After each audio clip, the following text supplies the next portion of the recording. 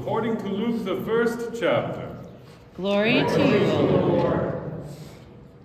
In the 6th month, the angel Gabriel was sent by God to a town in Galilee called Nazareth, to a virgin engaged to a man whose name was Joseph, of the house of David. The virgin's name was Mary. And he came to her and said, "Greetings, favored one, the Lord is with you." But she was much perplexed by his words and pondered what sort of greeting this might be.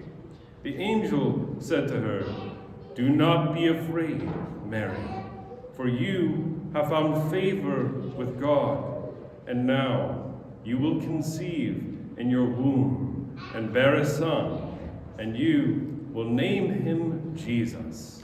He will be great and will be called the Son of the Most High, and the Lord God will give to him the throne of his ancestor David. He will reign over the house of Jacob forever, and of his kingdom there will be no end." Mary said to the angel, "How can this be, since I am a virgin?" The angel said to her, "The Holy Spirit will come upon you, and the power of the Most High will overshadow you. Therefore, the child to be born will be holy. He will be called the Son of God. And now, your relative Elizabeth, in her old age, has also conceived a son, and this is the 6th month for her who was said to be barren. For nothing will be impossible with God." Then Mary said, "Here am I, the servant of the Lord. Let it be with me according to your word." Then the angel departed from her. Brothers and sisters, this is the saving gospel of the Lord. Praise to you, O Lord. Well, blessed Advent, everyone. And, might I say, a very merry almost Christmas. Although, should we really attach the word almost to that statement? For crying out loud, it seems as if the commercial Christmas world began a long, long time ago. I don't know if any of you were about holiday shopping or the gift of Black Friday mayhem, but certainly there were deals to be had and Christmas songs from the rafters everywhere I was going. And this was also true as far back from my beloved wife and I in our hometown, the day after even Halloween. Even in some shop fronts, there were Christmas trees and Santa Clauses and all kinds of paraphernalia going up.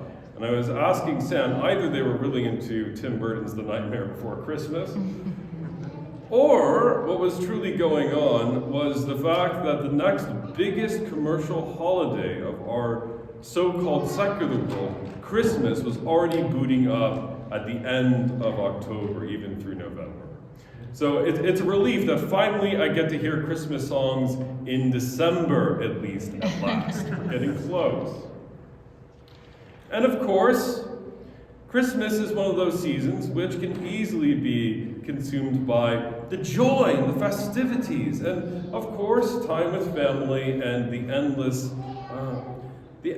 humdrum of consuming and being consumed. And I wouldn't be doing my due diligence as a husband if I didn't acknowledge the gift of how extraordinary my wife is getting this seminarian and vicar around from point A to point B in what is certainly among the busiest seasons for clergy imaginable. So hats off to our good pastor Nicole, of course, as well, for all that she does.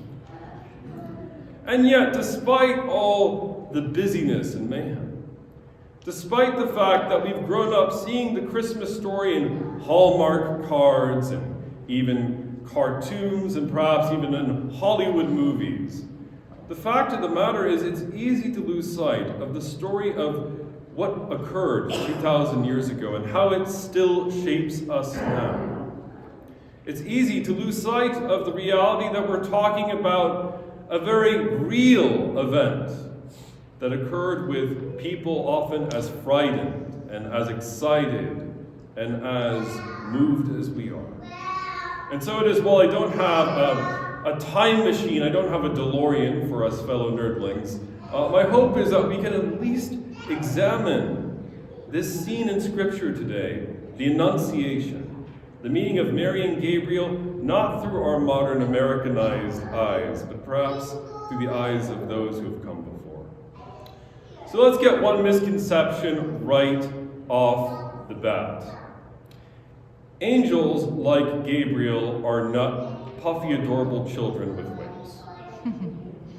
Angels in the Bible certainly do not appear as they often do in popular art with wonderful shiny little halos and immaculate clothing who seem to hover 8 feet off the ground. Many of you may have known a show in the 1990s called Touched by an Angel, which spurred the fame of actress Roma Downey, a fellow Irish individual. And yet, it would be more accurate to describe angels by the phrase punched by an angel, more often than not. The term Yahweh, Lord God of hosts, not hostess cupcakes, but angel armies, is a description given to the God of the Bible. The fact is, angels are warriors in Scripture. Angels, as their name demonstrates, are melachim in Hebrew, messengers. And Gabriel showing up here is no different. And as much as we have taken Mary for granted, as much as we have put Mary in stained glass and put her in wonderful murals, the reality is, if an ancient audience saw a woman and an angel talking alone together, they would have instantly thought of another story. When they saw a woman and an angel talking together, reshaping the world about a child or a future to be prophesied, they would have thought of the very beginning of stories. They would have thought of the Garden of Eden. Now, before we're like, okay, Vicar John, yes, of course you like old-fashioned things, you'll bring us back to the beginning of Genesis. I'm not all that crazy, because this Eden connection is the basis for two traditions. The first is one which we all probably have not heard of before, and yet one which we enjoy every December. It is the possible origin of the Christmas tree. Samantha, may we introduce the newest member of our plant menagerie, this adorable baby Christmas tree. See, my beloved wife loves plants. I am beginning to love plants.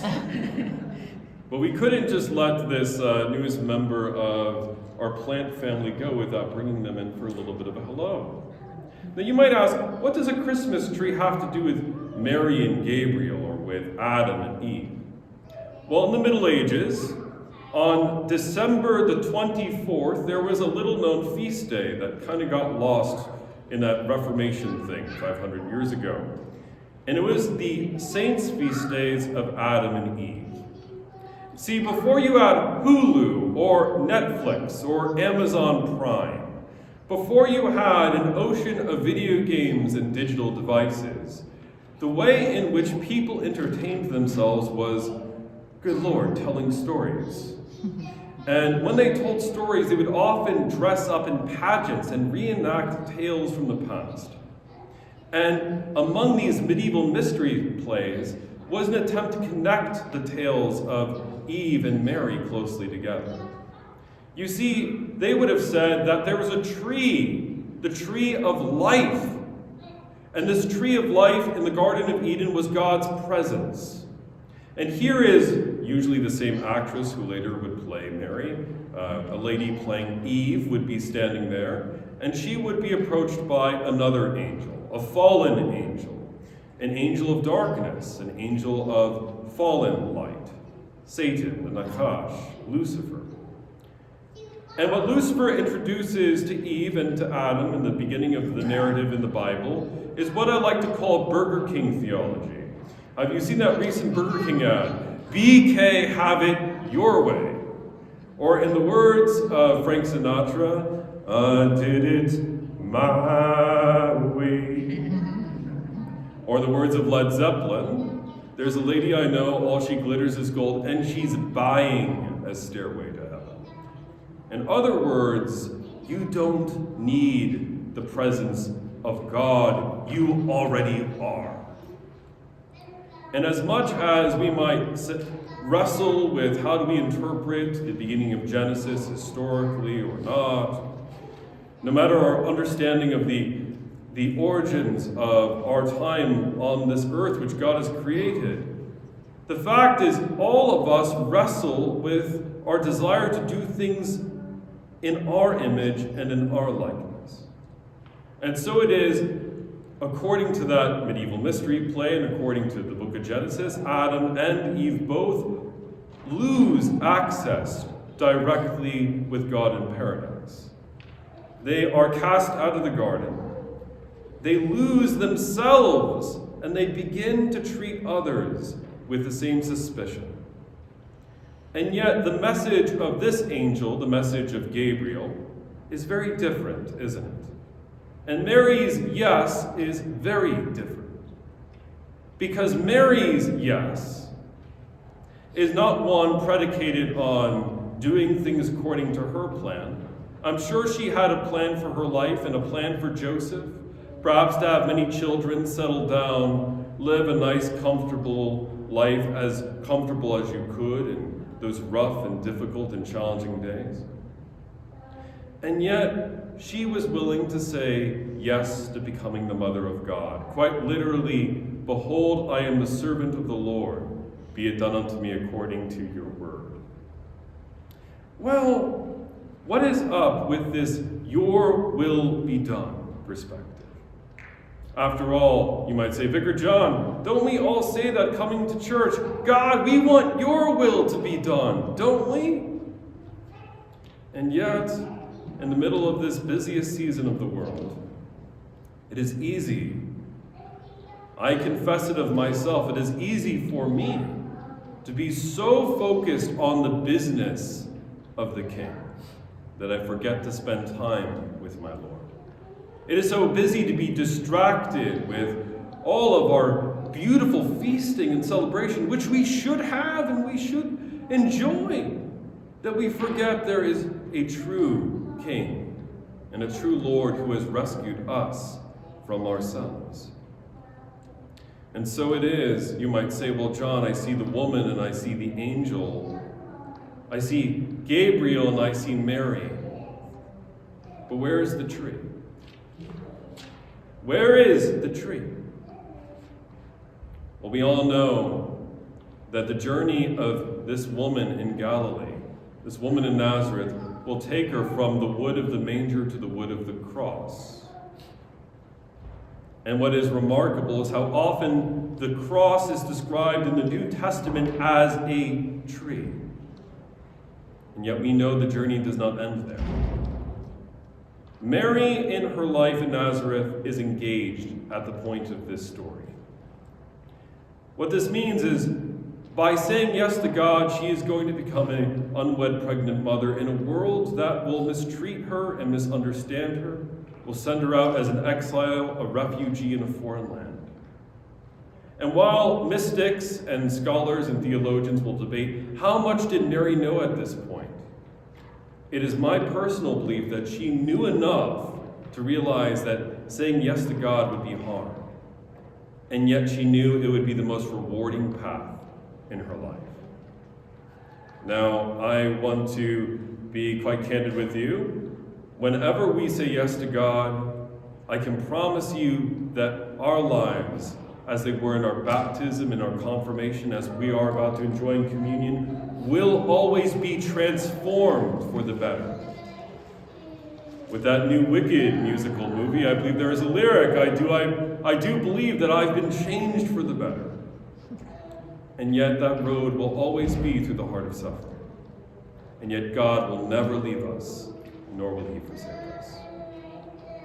It is curious that the place where Jesus is born is called Bethlehem, the house of bread. And that in that wooden manger he's laid in a feeding trough for animals. He is the bread given for us to feast upon. None of that would have been possible had it not been for the yes of a frightened young woman 2,000 years ago. Every celebration of the Eucharist, of the bread and of the wine that we are about to enjoy, is considered in many traditions a Mass. And so every Sunday we gather here is a Christmas. So yes, I can say Merry Early Christmas to each of us. But as we approach the altar today, brothers and sisters, just know that as we come before him, he's leading us on a journey through the crosses in our lives, through the unexpected twists and turns in our lives, and yes, through the busyness of our lives, so that we, like Gabriel and we, like Mary, can become malachim, dare I say angels, messengers reminding the world that God's love is greater than our way. God's love is greater than buying or selling. God's love is found in the recognition that in saying yes to him, he has transformed us by grace through faith in Jesus Christ. May we walk in that love in the name of the Father, and of the Son, and of the Holy Spirit. Amen.